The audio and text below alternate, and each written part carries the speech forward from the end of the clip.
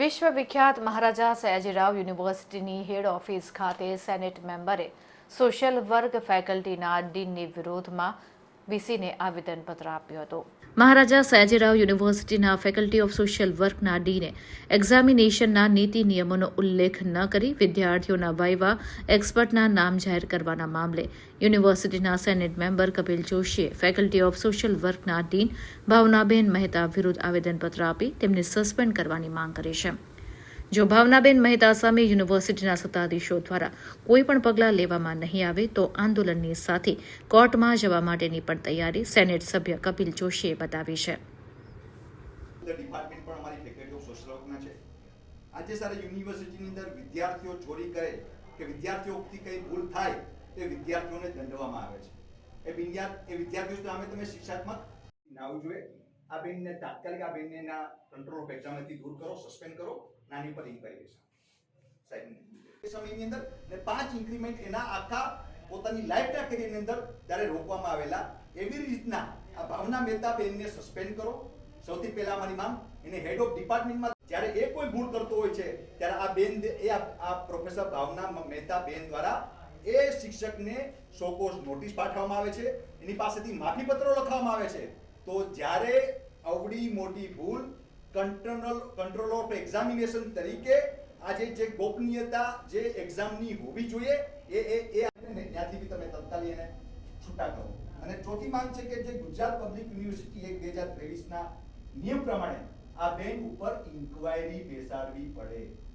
Inquiry તાત્કાલિક ધોરણે આ બેનની ઉપર બેસાડો અને આ બેનની જે પણ છે તપાસ કરો અને આ બેન ઉપર શિક્ષાત્મક પગલાં ભરાવા જોઈએ અને તાત્કાલિક ધોરણે ભરાવા જોઈએ.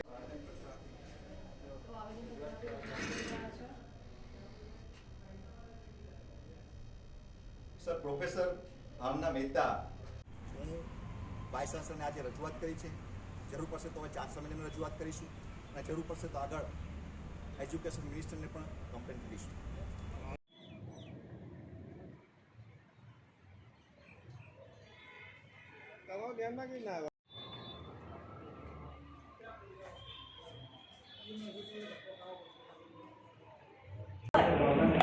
મહારાજા સયાજીરાવ ગાયકવાડ એક સમયની ભારત અને ગુજરાતની સૌ પ્રતિષ્ઠિત યુનિવર્સિટીમાં નામ એનું આવે એવું પહેલાં જ થતું હતું. પણ આજ રોજ આ યુનિવર્સિટીનો જે રસદાર છે એ એવો કરી દેવામાં આવ્યો છે કે દિવસે ને દિવસે આ યુનિવર્સિટી એક ખાડામાં ધકેલી જતી છે. વાત બહુ ગંભીર છે. મને એક સમાચાર મળ્યા આ યુનિવર્સિટીના હેડ ઓફિસના એક્ઝામ સેક્શન એક્ઝામ ડિપાર્ટમેન્ટમાંથી મને એક સમાચાર મળી રહ્યા છે. એ સમાચાર એટલા ગંભીર ને એટલા આઘાતજનક છે કે યુનિવર્સિટીના કંટ્રોલર ઓફ એક્ઝામ પ્રોફેસર ભાવના મહેતા બેન એને એક્સપર્ટ જે વાઇવાની અંદર એક્સપર્ટ આવતા હોય છે એ એક્સપર્ટના નામ એને જાહેરમાં નોટિસ બોર્ડ પર લગાવવામાં આવ્યા. એ એક્સપર્ટના નામ વિદ્યાર્થીઓને કહેવામાં આવ્યા.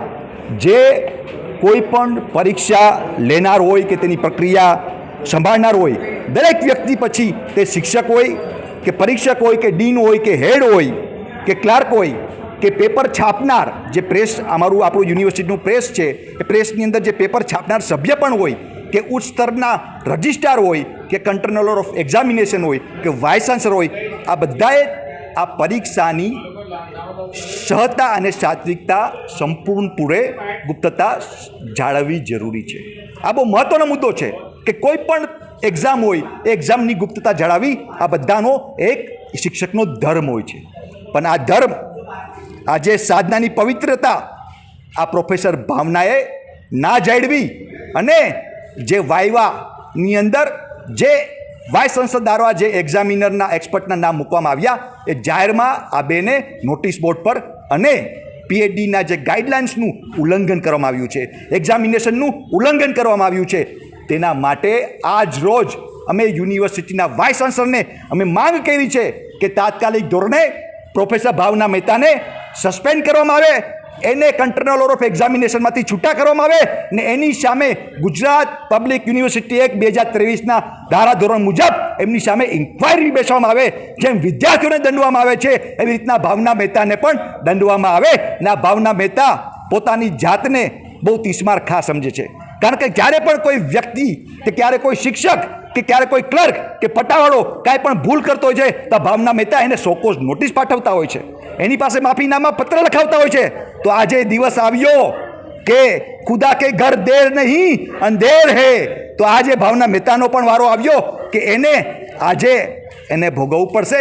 એટલે તાત્કાલિક ધોરણે યુનિવર્સિટીના વાઇસ ચાન્સલરને સસ્પેન્ડ કરવાની અમે તાકીદ કરી છે અને એની સામે શિક્ષાત્મક પગલાં ભરવા જોઈએ અને ઇન્ક્વાયરી કમિટી પણ બેસાડવી જોઈએ. જો માંગ સ્વીકારવામાં નહીં આવે તો માંગ સ્વીકારવામાં નહીં આવે તો આગળ પણ અમે ભૂતકાળમાં પણ લડ્યા છીએ, અમે કોઈનાથી ડરતા નથી, આગળ પણ લડીશું અને જરૂર પડશે તો કોર્ટના દરવાજા પણ ખખડાવીશું.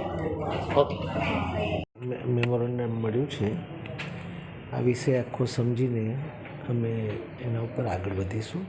એમની રજૂઆત અમે સાંભળી છે, આખો વિષય સમજી લેવા દો મને પહેલાં અને પછી આપણે આગળ વધીશું.